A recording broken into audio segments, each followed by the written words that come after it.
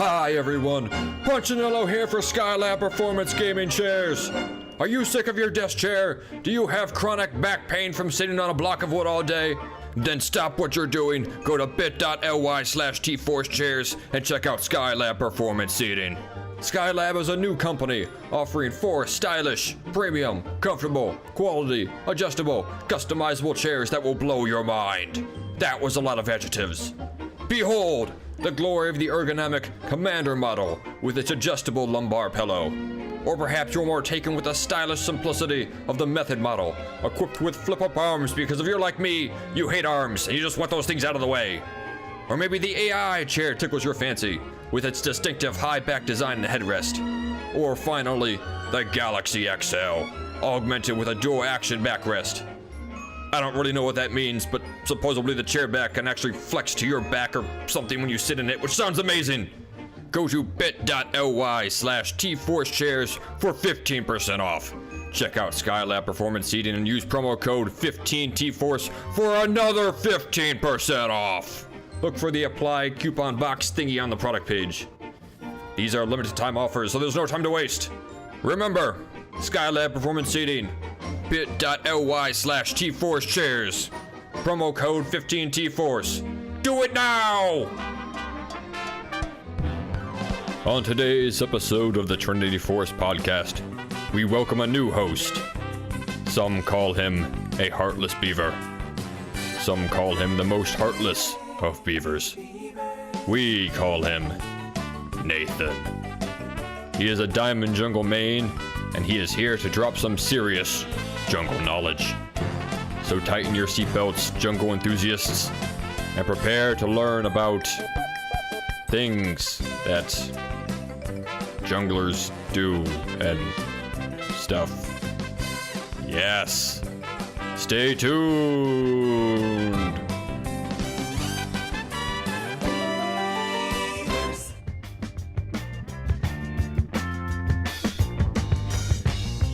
Welcome to the Trinity Force podcast. Yo, it's that Triforce cast beaming straight to your home. Grab a beer so we know Pone ain't drinking alone. Send an email, a quick tweet, just pick up the phone. Leave a message at the beep if you're a creep, watch your tone. Discuss the meta game, patch notes, whatever helps your stats most. Obi-Pone Kenobi is your last hope to snatch gold. So grab your headphones and join in the fun. We'll try and force in some jokes and some cringeworthy puns. Yo, we can make it together, people. Trinity Force podcast. These boys are second to none. Now that's the end of the intro. It's time we begun. Hey guys, it's episode 472 of the Trinity Force podcast. Adam Ponophobia Cogswell here in your ears for this week. It is Monday, the 11th of September, 2017. Dom is joining me, and we also have a new person who I'll get to in a moment. But hello, Dom. What up? Yo, you having a good day, Dom? Yeah, not a bad day. Pretty good day. Can't complain about that, right? Yeah, so, we have a new person that's joining us this week. His in-game name is HeartlessBeaver. He joins us from the land above the rest of us. He joins us from Canada. His real name is Nathan. Nathan, how are you doing this evening? I'm doing well, thanks, Adam. Yeah, you're welcome. Look at how polite he is, like right off the bat. I know. I'm trying to give him shit like before the show. I'm like, motherfucker, I don't care. Doing the Chiro voice, right? Like, I don't care what you think, motherfucker. You're gonna be thrown to the wolves tonight. Yeah, I definitely follow the Canadian stereotypes of being nice. Yeah, it's okay. Yeah. What part of Canada? Like now, I'm curious. I live in BC, so on the west coast. Okay. Yeah, in the Okanagan. So it's a pretty nice place. I'm in Minnesota. That's the only reason I bring it up. Like, well, how close are we to one? No, so not very close. Really far away. Yeah, for yeah, sure. not close at all. So we are giving Nathan a trial by fire this evening. We started playing some games with him, and like I think I maybe have previously mentioned, we've been looking for some other hosts. So I told him that I'd give him the trial by fire over the next couple episodes and see how well he does podcasting and whatnot. And plus, he kind of fills a gap that we don't have right now, and that's where we don't have like a dedicated full-time jungler, and I know Nathan is, so he'll be able to talk about that a bit more. But before we get into anything League of Legends, I have a contest for everybody, and this is going to be a really fun one. So you know those chairs that you hear that we give away every single, or we're not giving away, but practically giving away at 30% off. You heard the promo before this, the bump before this. We're giving one of those away. And so the way this contest work is it's open till the end of the month. I think September 30th is going to be the last day you can get it in. But I need you to email contest@trinityforcepodcast.com and send me a screenshot, a video, or something of the best tilt you've ever seen or ever experienced. It can be personal tilt, it can be tilt on the enemy team. And the reason we're doing tilt is because they have tilt control on the chairs. And so it ties it all together. I like it. I normally hate that type of stuff, but I like that one. Right. So the selling point of these Skylab performance seating chairs is the fact that they are tilt. They have the tilt control on them. So we want to see your best video or picture of somebody tilting in the game. Now, don't go out there and make people tilt, please. This isn't like a way to go out there and maybe you can make your friends tilt, but like. Yes, send us that contest@trinityforcepodcast.com. It's open till the 30th. Otherwise, if you don't think this is open to anybody. If I remember correctly, it's open to anybody in the United States. There it is. It's open to anybody in the United States. Anybody can do it. So I'm sorry, Canadian brethren. Yeah. Actually, you might be able to get it if you're Canada. You know what? You might as well send it in if you're Canada anyway. If not, I'll tell him. I'll pick up the slack and get it out to you. So Canada, United States. We'll make it that. How about that? Look what you did for your country already, man. Giving us a chance up here. It's Canada. You know what? And if he tells me he can't ship to Canada, I'll just tell him I'll mail him a check for $200 or $200 for $20 and tell him to fucking ship the chair. God damn it. So yeah, go check that out. That more information about that contest will be in the link in the description at trinityforcenetwork.com. I'm trying to remember the most tilted experience I've had. I think it was when Sean banned Katarina, like at the start of this season. Actually, the person in our game just like lost his shit for the entirety of the game. And Sean thought it was so funny that he banned Katarina literally every game he was in for the next 3 months. Like he just was so funny. Yeah, and when Dom says literally, he means literally. That's not a Sean thing to do, right? Yeah, no, it was. I mean, it was at least a month. I mean, probably 2, and I wouldn't be surprised if it actually was 3, all said and done. Because it was the start of the year, and she was really strong. But beyond that, Sean was just being an ass. Typical Sean. Well, I have the weekly challenge comes back this week. I've had a couple people actually email me since I asked for emails and said they really like doing them, even if they're not actively like writing down everything. They really like these ideas that we're throwing out there. So I have a weekly challenge for this week. And that's is that when you are loading into the game, I want you to look at the enemy team and maybe just specifically your lane and kind of come up with a plan of attack. Like if we're getting into a team fight, who am I trying to hit in those team fights? Who am I trying to avoid? What spells am I trying to avoid? Trying to come up with a plan of attack for lane and team fights, because I want you to get a better idea of what your matchup is doing specifically. Nathan, for a jungler, for example, when you go in there, you might want to look at if you're counter jungling, if they're going to be ganking at a certain time or a certain point and more, right? Yeah, you definitely want to look at the lane matchups and see which lanes on your team have CC. So, for example, if you have a Karthus top, you probably don't want to gank for him because he doesn't have too much CC. So the setup's going to be not very good. He tells me, we play with this weekend, I play Karthus top, and he tells me I'm not ganking for you, so I didn't put a single point into W until like level 9. Yeah, I was like, I'm it just not worked wasting out. my time. If I recall correctly, Todd got like 10 kills that game, so this worked out well. Was that the one where he had the bot lane roamed up and then he just walked out? And he's sitting in the bush and the MF face checked him? Yeah, that's the one. That's also the game where he was a giant bitch and he didn't want to face Teemo, so he made me go top lane. Yeah, poor guy. So he went into Fiora and then, ran away the game with Darius after you get a couple kills, as Darius does. Exactly. It's like, he's so good at the game.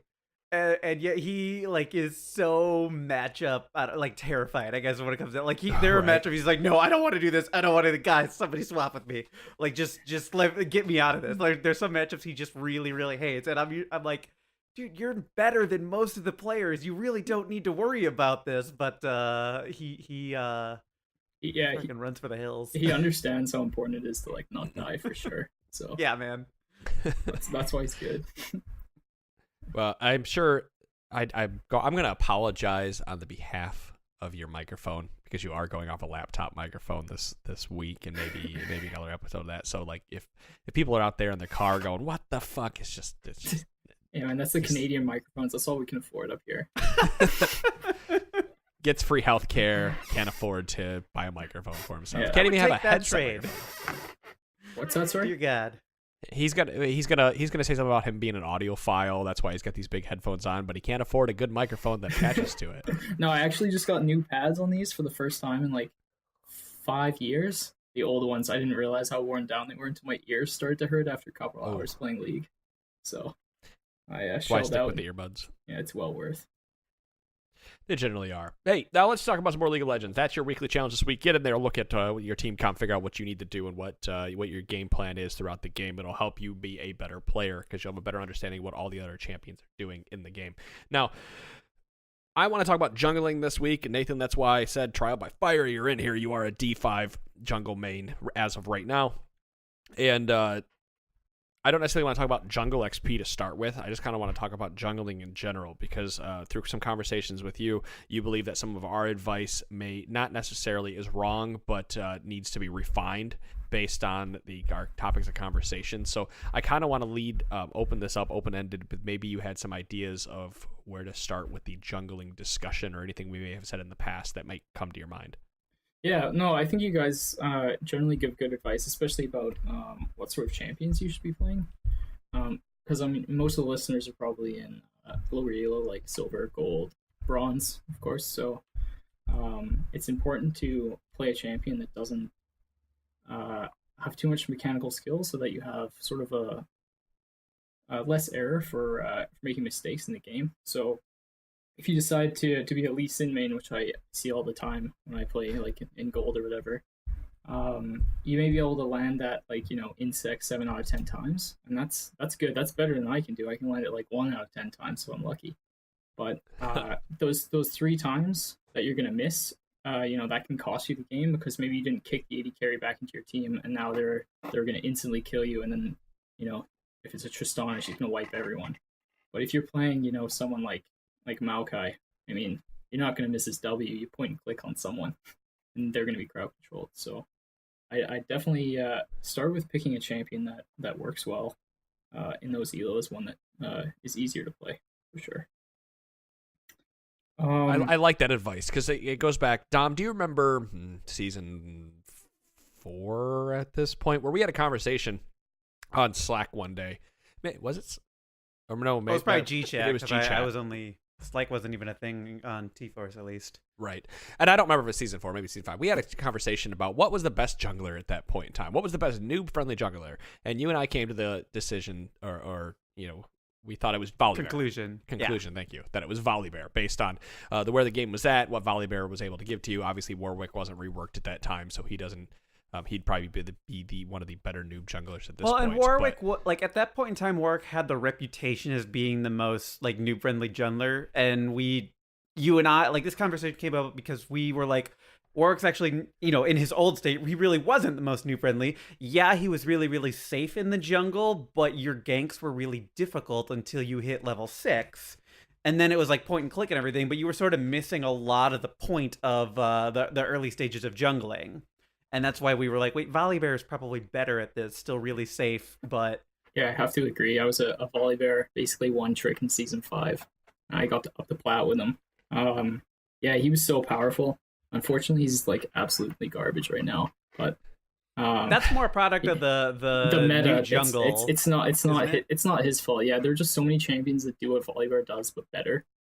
Yeah. You used to be able to run from lane to lane, just ganking people, biting them, and then you just go back by a couple giant spells, and you can just easily win the game off that. But it's not as easy to do that anymore on him because he has some really real shortcomings compared to other champions.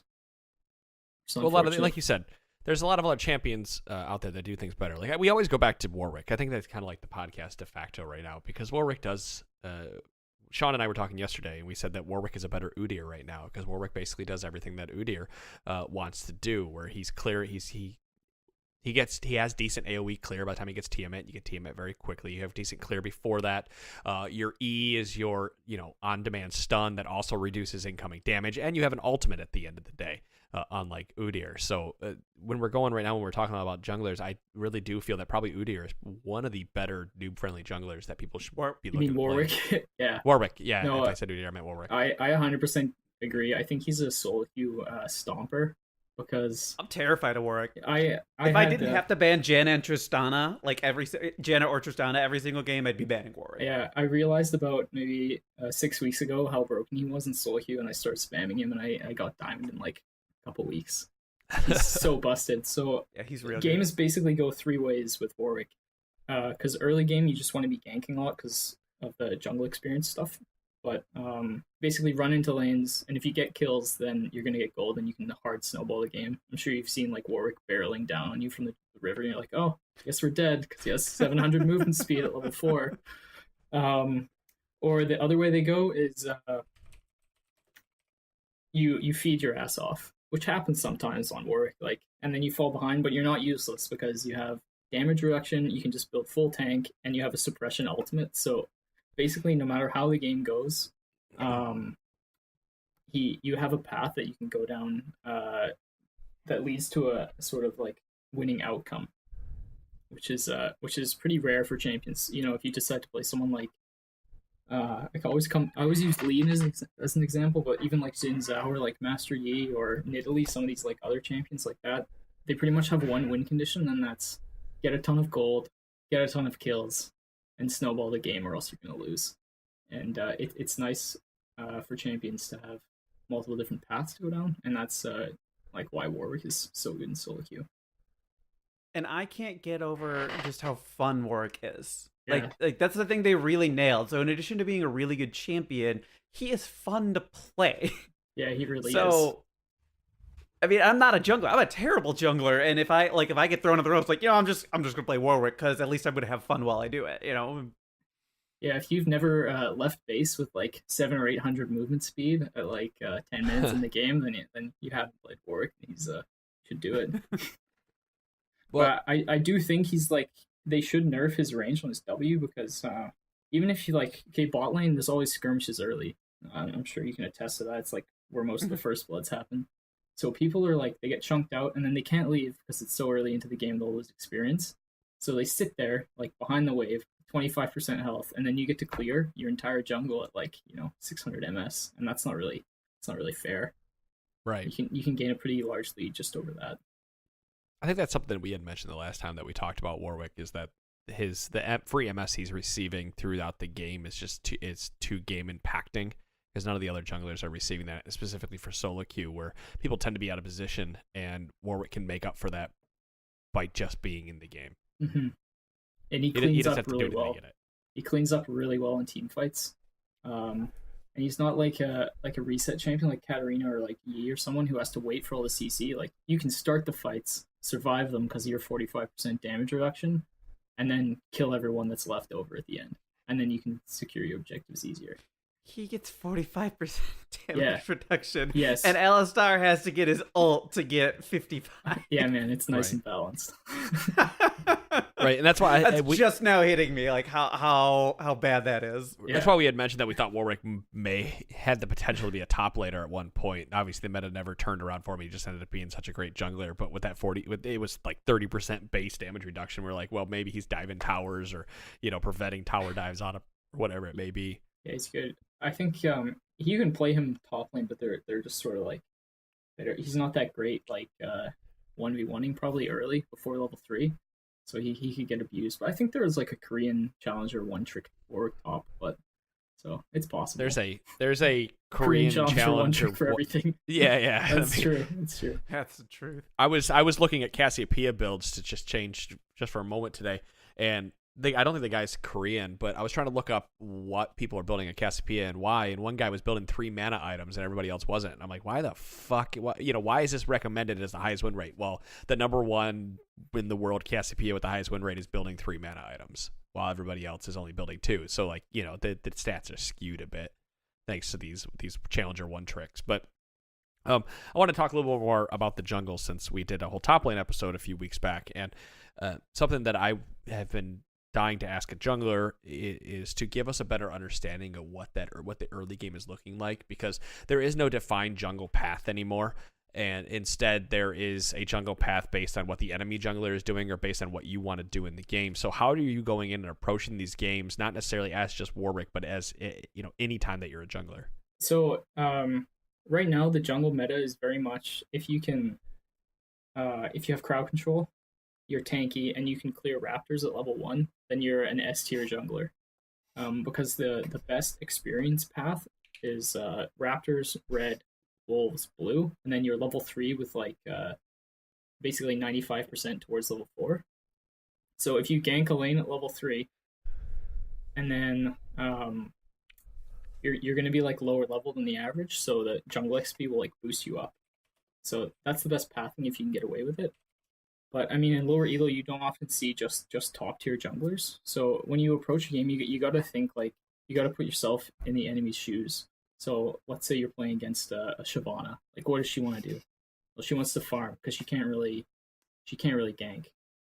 Well, she can gank if there's a lot of CC and someone's overextended, but her game plan is basically just farm her jungle and maybe farm your jungle.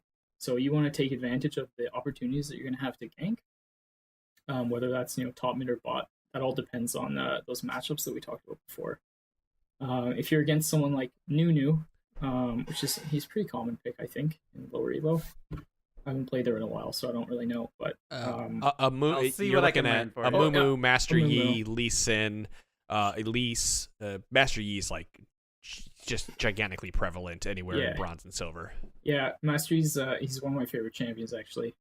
I used to play him a lot when like Devour was popular. Yeah. He's Who didn't? Yeah, no kidding. The thing about Yi is he requires like tons of gold to be really powerful.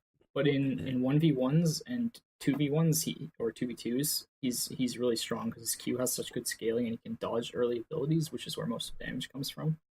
But a lot of people don't quite use him properly. They just farm when they really should be looking to skirmish early, because he does have a fair bit of power. But yeah, I'll just go back to Nunu because there are other jungles like him, like Ivern. If you're against one of them, they're going to be like. Sorry, you want to say something? No, well, I was going to say that I know we're kind of going back and forth here. Is that personally, I don't like using Nunu as a frame of reference for anything lower elo, because I don't want to tell players to play Nunu, because like a lot of people are asking, how do I get out of it? We're 2 months to the end of the season, right? How do I get out of here? Well, it's you don't play support champions. You got to play someone that fucking carries. Not. Yeah, you're right in that sense. So if you want to play someone that carries, you can just pick. I don't. Why not Rek'Sai? Why not Rek'Sai? Rek'Sai is a perfect example. Rek'Sai, Sejuani, Rammus, Jarvan, all these champions. Cho'Gath, yeah, they're all fantastic, and there's always one of them available to play. Maokai too. They're all easy. All you have to do is do 3 camps and gank a lane, and then make sure you just pick up a camp every couple minutes, and you're never gonna fall behind in experience because of the jungle catch-up experience right now. So even if your enemy, here I'll use an example. So if I'm level 5 and I'm playing Rammus, so I've got maybe like 20 CS, and the enemy's a Master Yi. Pretty common pick, and he's got double my CS. He's got 40. We're both level 5 or something, and let's say that he's like level 7, so he's way ahead of me. If I go and gank top lane, I have no experience, because the average game level is higher than me. It'll be like 6.5, and I kill like their Darius, for example. I'm gonna instantly get level 6, and that's gonna put me and then I do 2 more camps, and I'm back to level 7. So now I'm on the same footing as Yi, and because I'm a tank and ADCs are so strong with the Ardent Sensor meta, all I need to do is build tanky support items and gank lanes and make sure my lanes get ahead, and then I can just engage for my team, and they're going to be able to carry you through.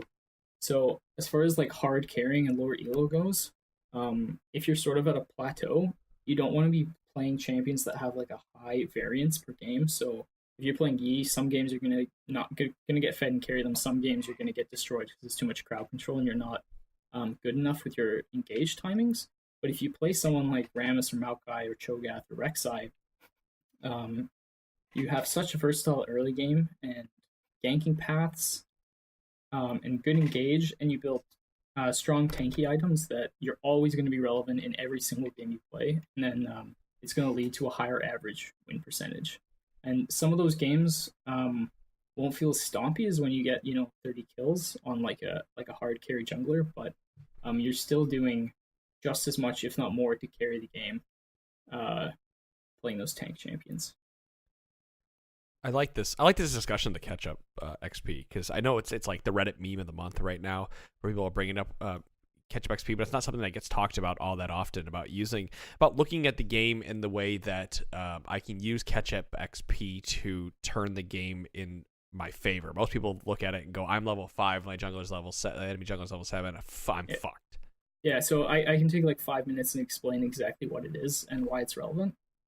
So and then you can rant for the remaining 30. I'm not gonna rant. I'm not gonna get that mad about it because I always also play tanks. So, but I'll tell you why people are ranting. So, do you remember the beginning of season 7 when junglers were like absolutely oppressive and you could just yes, you could take Krugs and you were level 2, and then you could gank bot lane who's taken like 3 CS. Yes, I do remember this. So they've been shifting experience ever since that, and they've been doing this since like season 4, I think.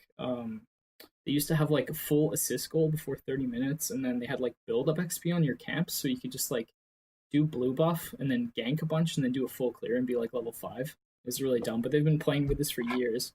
The one we've settled on right now is like catch up experience. So basically how it works is if you're below the average game level, so this is not like if I'm level 5, my opponent's level 7. Just because I'm a lower level than him doesn't mean that I'm going to get the experience. What it comes down to is, so let's say I'm level 10 and my opponent's level 12 because they've got, double my CS and they've got a bunch of kills. And I'm struggling playing Maokai. I'm 0-2-2 or something. When I go to kill my next camp, because everyone in the game is like level 11 or something like that, maybe level 12, and I'm way below them, or just one level below, the camps are going to spawn at the average game level. So my Raptors are going to spawn at level 11, and then because I'm level 10 and I'm killing them, I get 30 flat experience per monster I kill, and that in the early game is huge. So you're gonna like catch up on levels a lot quicker than you would have if you didn't get any experience. And I think it affects Raptors the most, right? And then just because they have the most, because there's 6 of them or something, and then there's the big one, and then the Krugs and the Wolves are I think about the same, and then the Gromp is the least because it's only 1 minion.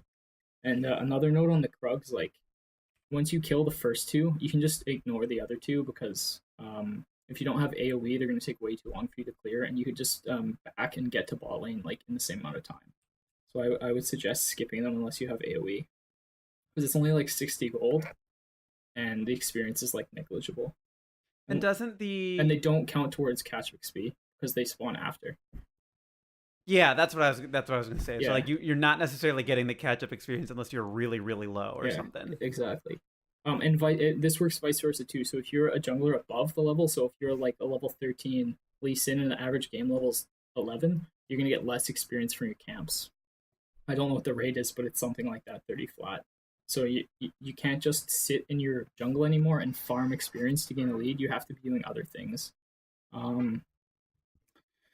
So like, I guess we can say like, why is this frustrating? It's because people, let's say like it really affects like high elo because like a popular strategy is to pick like Elise. So I do my 3 camps and I gank top lane and I get first blood. She can tower dive easily if you have good mechanics. So if I'm playing against that and I'm like clearing my bot side, I'm like playing Graves or something, I'm like, all right, I'm going to go into her jungle. I'm going to take her Gromp and her Wolves because she can't retaliate because she's top lane. And that's what a good jungler has been taught to do over the last 6 seasons.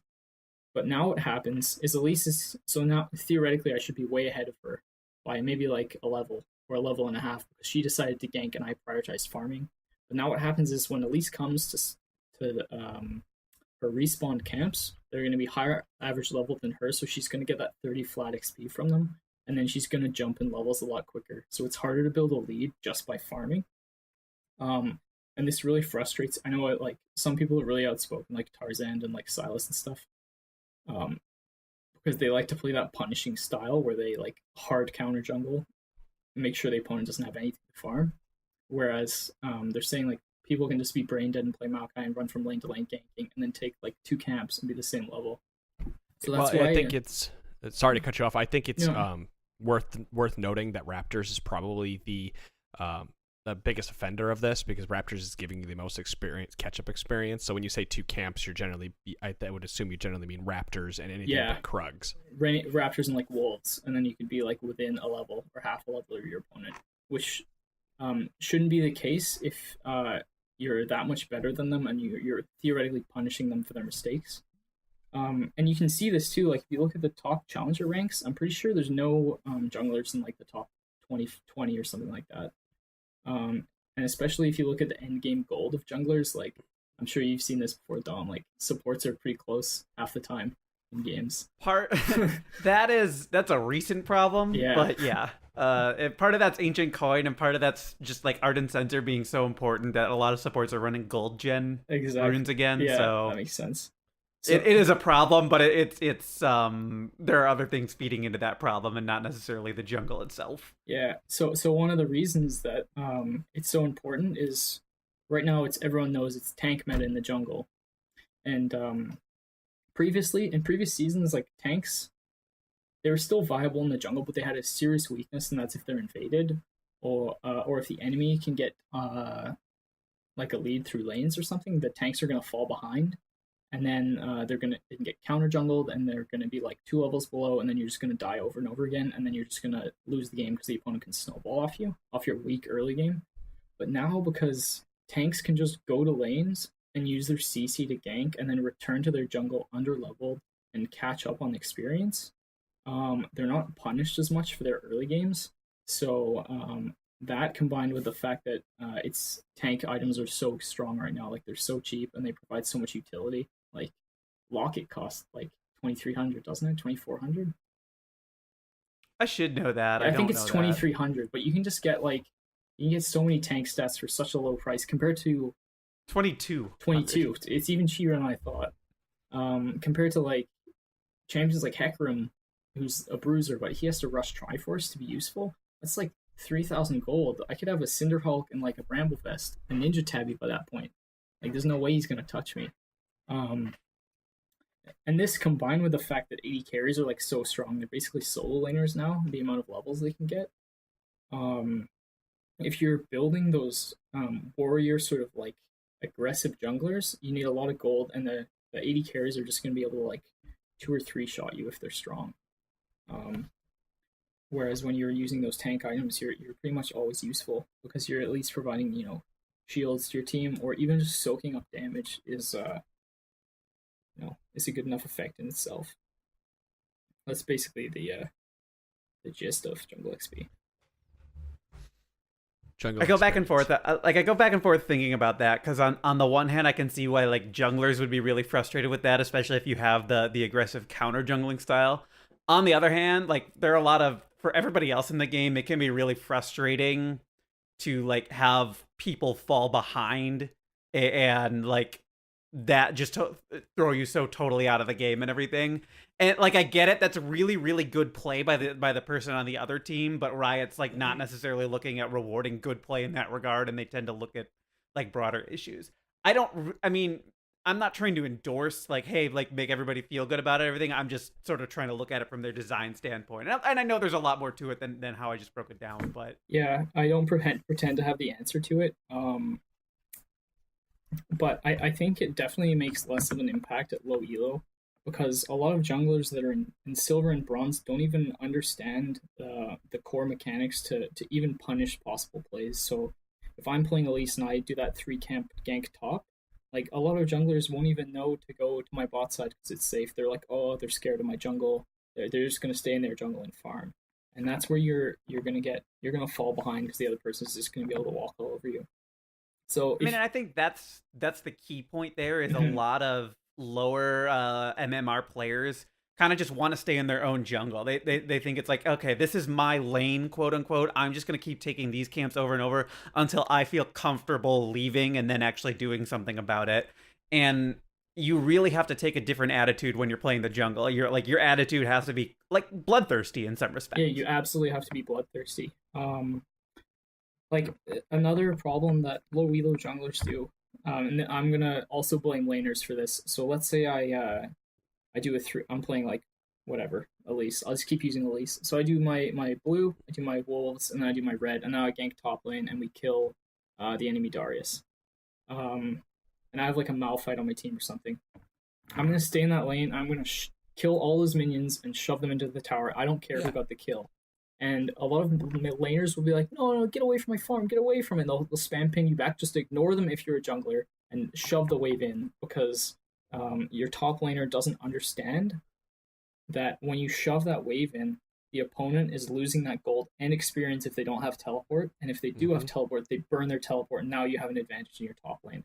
And likewise, if your jungler just leaves to go do his Krugs, ping him and tell him to come back to your lane and shove it out. Even if you had good AoE clear, you just want to get it under the tower. Right. We're specifically talking those level 3, maybe level 4 ganks, right? Those level 3, level 4 ganks. But even, I would say any time before like 12 minutes, something like that, you should do it before those dragon fights start to break out. Because it's really important to have your top laners teleport down and have that advantage. So now you're going to be in a 5v4 if something breaks out.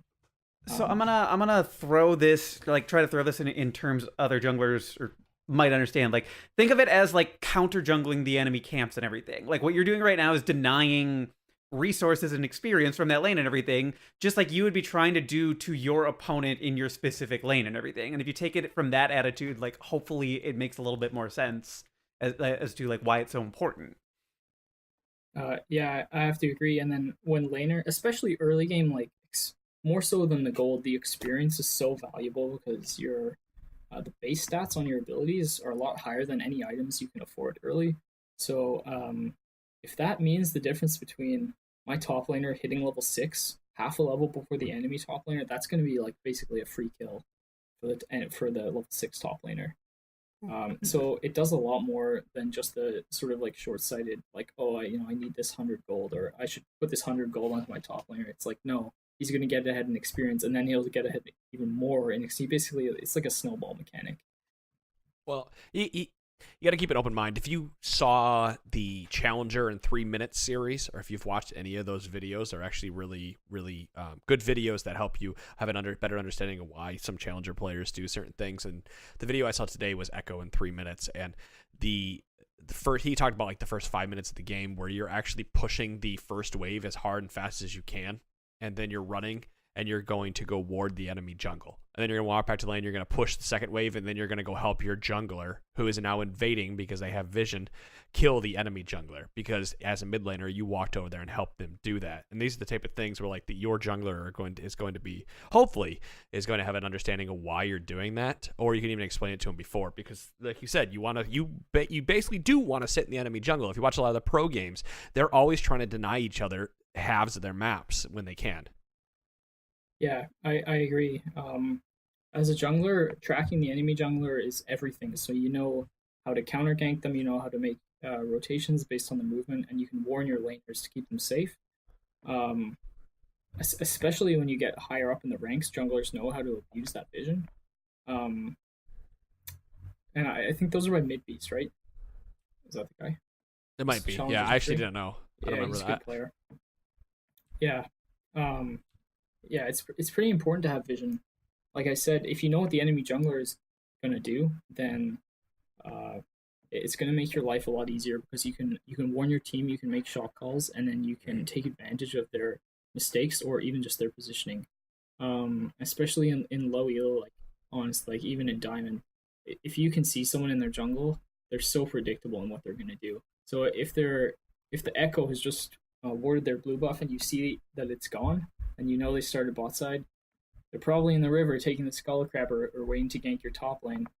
So maybe you should rotate around to your top side and make sure you're there to counter if you have a better 2v2, or just warn them and then make your way bot where you know it's going to be a free 3 versus 2 gank with no potential of getting inferior. Whoa. Wait, did he just say gank bottom lane? Hey, I gank spot. I gank bot. He gank spot. I dive bot. All the time. This is horse shit. You need to play bot with me.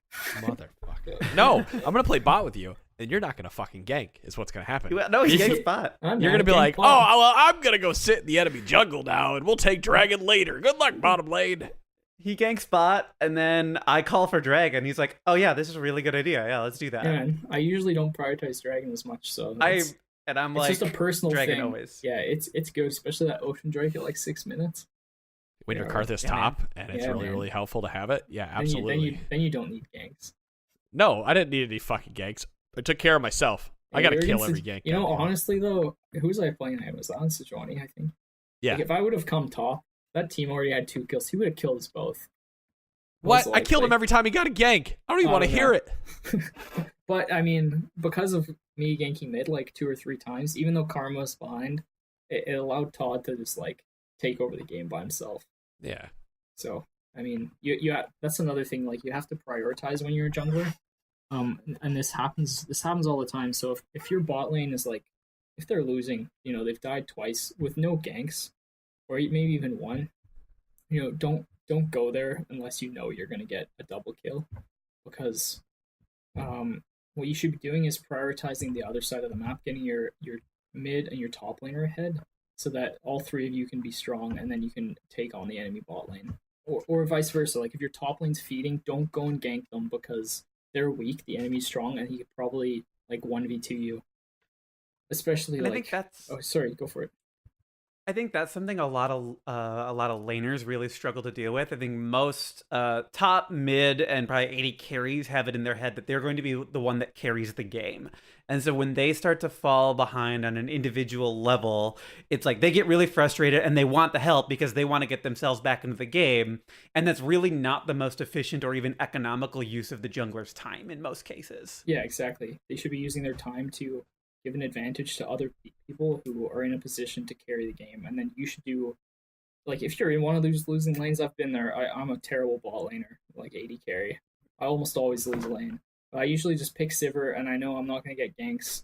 And I'll just farm. And then as soon as it comes to team I do fights, the exact same thing. all I do is I just sit there and I hit whoever I can in front of me, and I do as much damage as possible. And then because I'm weak, I'm still focusing. I'm getting focused damage because I'm the 80 carry. So people will blow their ults on me. I'm like, okay, guys, I'm like a 1-4 Sivir. And then that allows your more fed carries to take over the game for you and maybe kill their backline and then sweep up the team fights.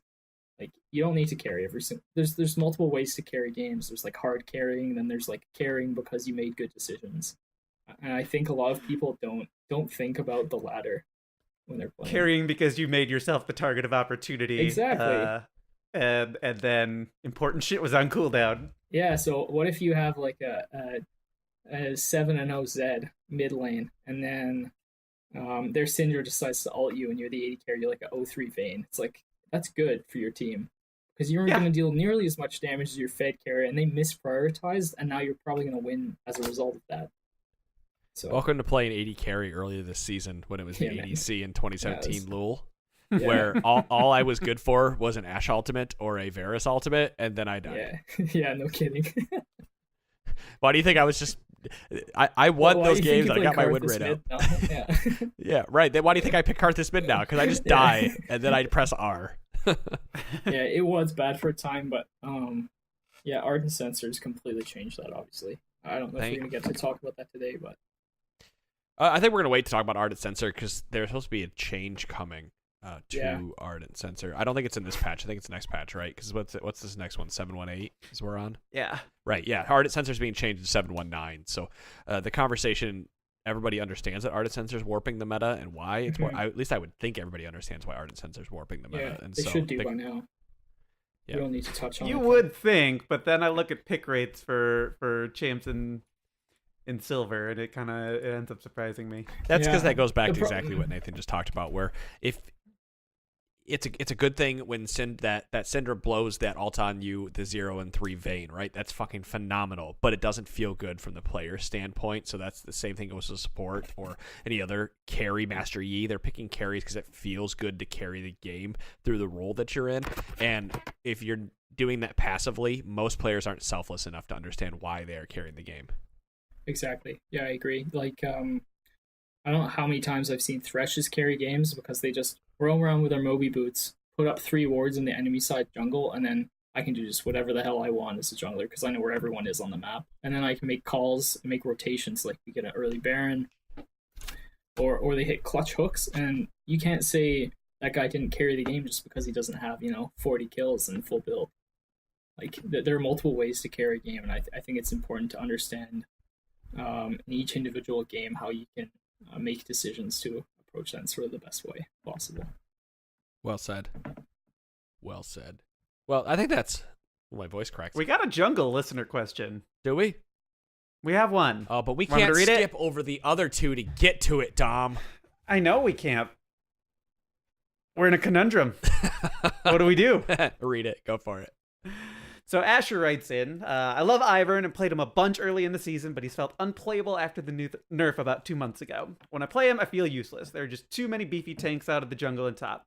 I've tried revisiting some old top lane mains, like Gangplank and Fiora, and then I've also added some tanks in Kayn, but I just haven't been successful. Do I just muscle through this rough stretch on Ivern, or should I commit more wholeheartedly to something else? Okay, so as far as Ivern goes, I like the nerfs did hurt him, but he still has a good win rate, and I don't think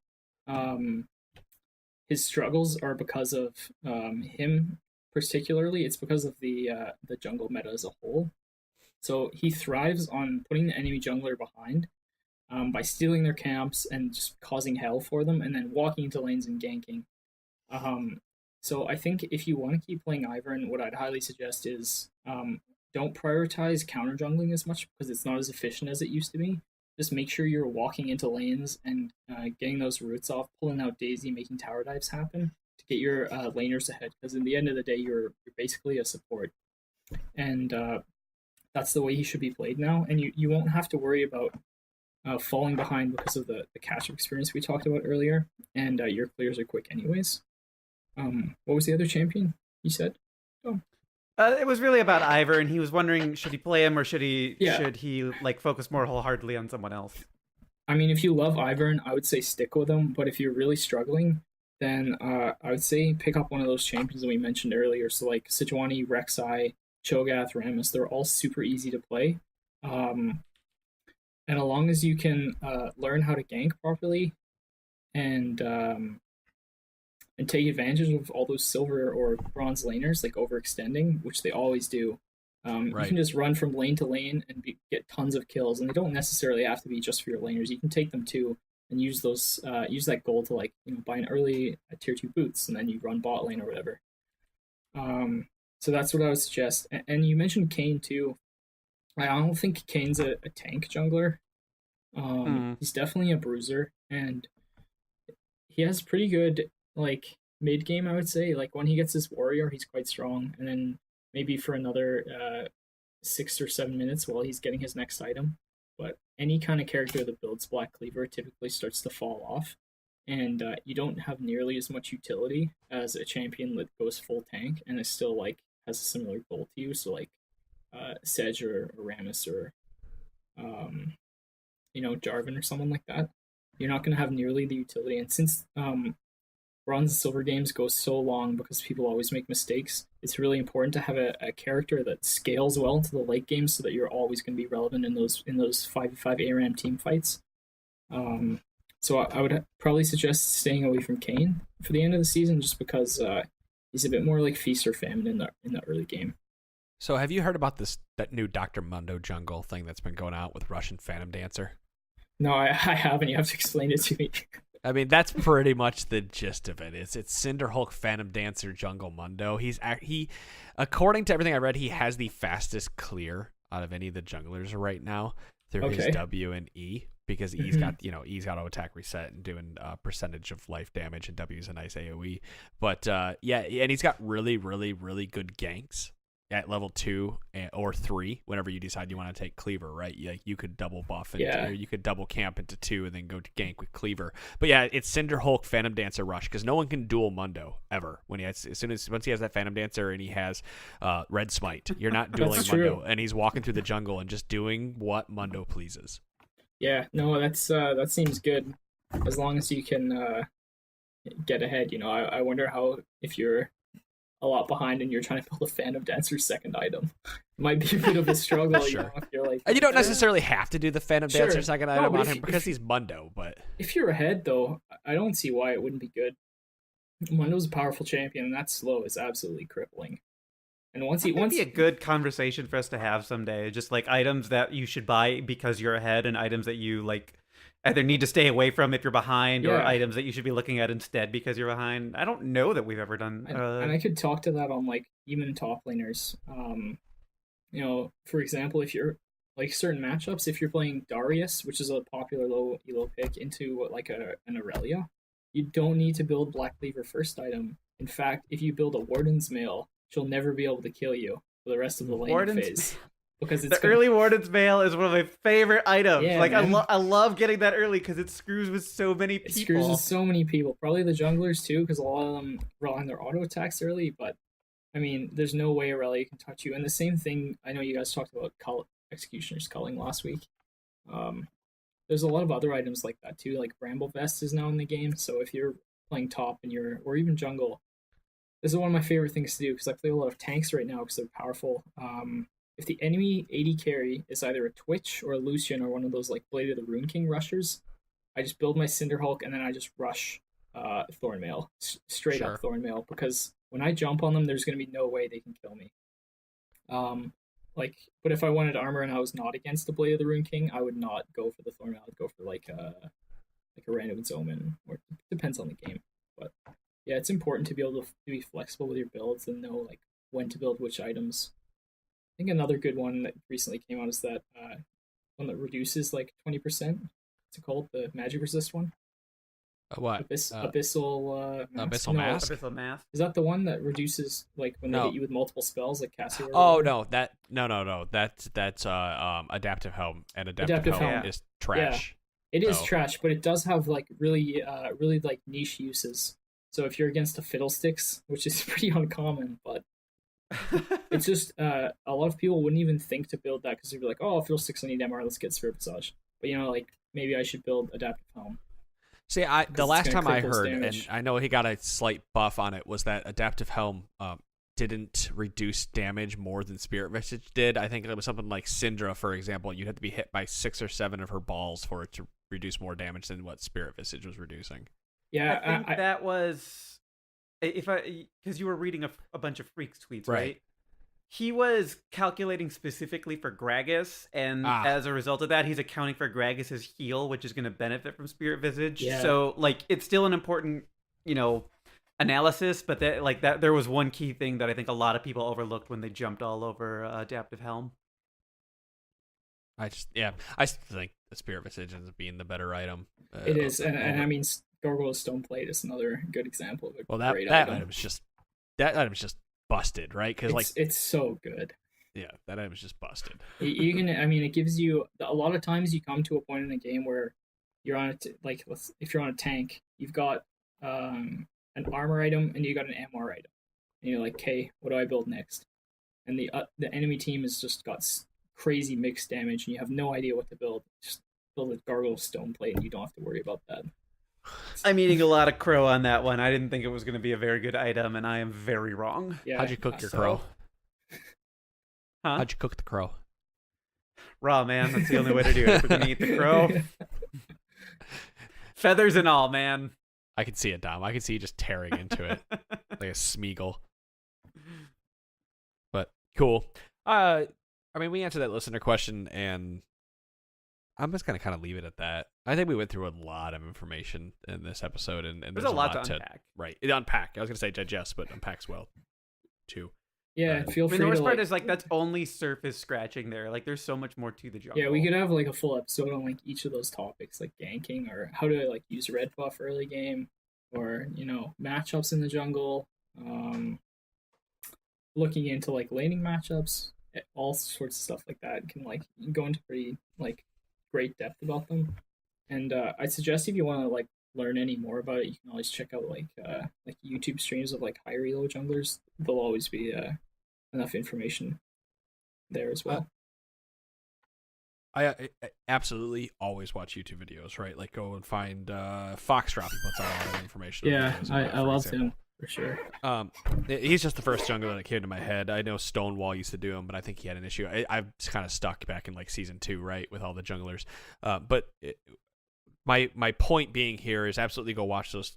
Don't stop watching those people. Don't stop listening to us. But after you're watching them, look at what they're doing and look at your gameplay and kind of bring it back to more of a basic level and go first and foremost, am I actually tracking the enemy jungler? And then get really good at that before you move on to the next point. If there's some kind of like game-breaking tech that Foxtrot puts out there, you need to have that. You need to have the base of the house built before you can use this game-breaking tech, right? And I tried the jungle for a little while. When I do jungle now, I have a very tough time tracking the enemy jungler because I get too caught up in something going wrong somewhere that I lose track of what's going on. And to take my jungle to the next level, I know I need to really hone in on that skill. And I think that's like the base level skill of every jungler needs to learn is tracking. Yeah. Don't get too ahead of yourself. Just learn to pick a few champions that you really like. Just learn them, learn how to gank, learn the limits of your champions to know like how much damage you can output, how much you can soak. That's sort of like, that's basic, easy stuff that you can do. You can use the practice tool too, or just go into a custom with a friend and make them hit you with like a full build 80 carry or something. And then you can really learn, like, once you know all the basics, then things will start to come natural to you. So you know you can flash in on Cho'Gath and like WQ them up and then soak 5 or 6 tower hits. Stuff like that. And track, as far as like tracking and pathing, you'll know, you won't have to think, should I take wolves here or should I go and gank mid? Like, you'll know instinctively that your mid laner is going to say get to mid at the same time you would after taking your wolves. Something like that. Sure. Yeah, just learn the basics first and then worry about learning more complex stuff. Well, excellent. I think we're going to go ahead and, excuse me, clear my throat and then end it there. Okay. Nathan, sorry I got distracted by a Slack message because Moon was trying to play with some of us after the podcast ended. But Nathan, thank you so much for joining us this evening and giving us some more insight into the jungle. Like I said, we've been sorely missing having a dedicated jungler, not Sean who plays Yasuo and Swain and the jungles when he's on his off time. Right? Yeah, thanks for having me. It was a pleasure. So that's it. That's episode, what did I say? What are we, 472? Yeah, 472, the Trinity Force podcast. Wednesday should actually be a patch episode this week. I'm pretty sure that's 3-week cycle. Yeah, so definitely. we'll be back that day with some more patch information, more League of Legends discussion. Guys, thanks for everything. We'll see you all on Wednesday. Peace. See you guys. Later.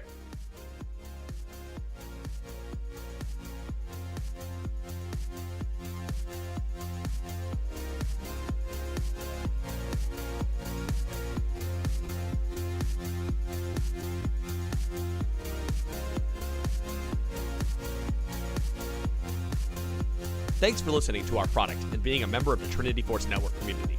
If you have a moment, please head over to iTunes and give your favorite show a comment and a rating. If you're so inclined, you can check out all of the other great shows in the network.